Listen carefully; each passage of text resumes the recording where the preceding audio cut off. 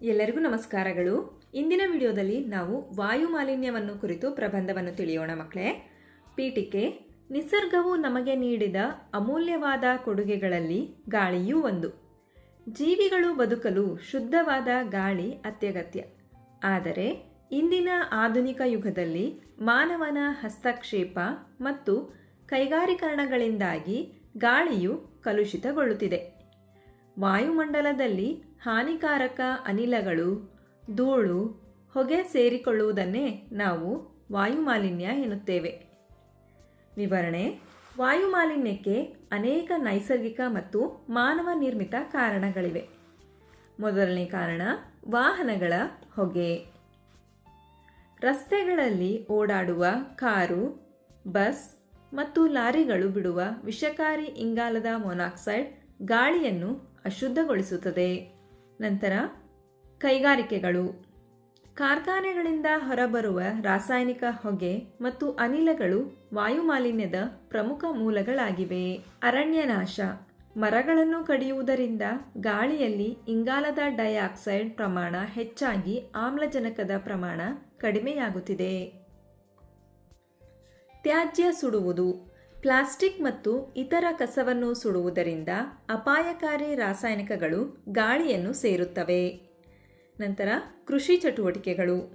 ಕೀಟನಾಶಕಗಳ ಬಳಕೆ ಮತ್ತು ಬೆಳೆಗಳ ಉಳಿಕೆಯನ್ನು ಸುಡುವುದರಿಂದಲೂ ಮಾಲಿನ್ಯ ಉಂಟಾಗುತ್ತದೆ. ವಾಯುಮಾಲಿನ್ಯದ ಪರಿಣಾಮಗಳು. ವಾಯುಮಾಲಿನ್ಯದಿಂದ ಮನುಷ್ಯರ ಮೇಲೆ ಮಾತ್ರವಲ್ಲದೆ ಪರಿಸರದ ಮೇಲೂ ಕೆಟ್ಟ ಪರಿಣಾಮ ಬೀರುತ್ತದೆ.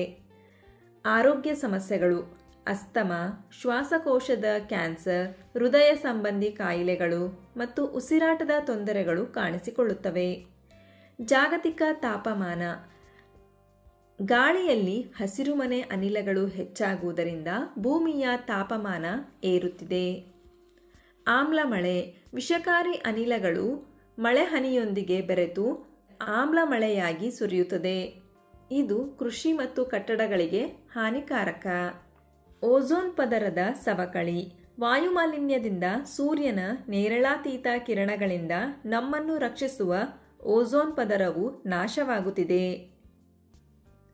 ವಾಯುಮಾಲಿನ್ಯವನ್ನು ತಡೆಗಟ್ಟಲು ಕ್ರಮಗಳು. ಪರಿಸರವನ್ನು ಉಳಿಸಲು ನಾವು ಈ ಕೆಳಗಿನ ಕ್ರಮಗಳನ್ನು ಕೈಗೊಳ್ಳಬೇಕು. ಹೆಚ್ಚು ಹೆಚ್ಚು ಮರಗಳನ್ನು ಬೆಳೆಸಬೇಕು.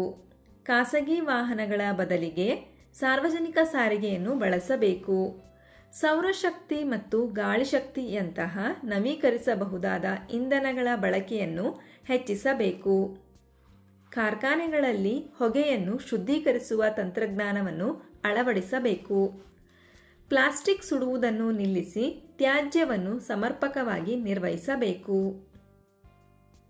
ಉಪಸಂಹಾರ: ಪರಿಸರ ಉಳಿಸಿ ಜೀವ ಉಳಿಸಿ ಎನ್ನುವಂತೆ ನಾವು ಉಸಿರಾಡುವ ಗಾಳಿಯನ್ನು ಶುದ್ಧವಾಗಿಟ್ಟುಕೊಳ್ಳುವುದು ಪ್ರತಿಯೊಬ್ಬ ನಾಗರಿಕನ ಆದ್ಯ ಕರ್ತವ್ಯ.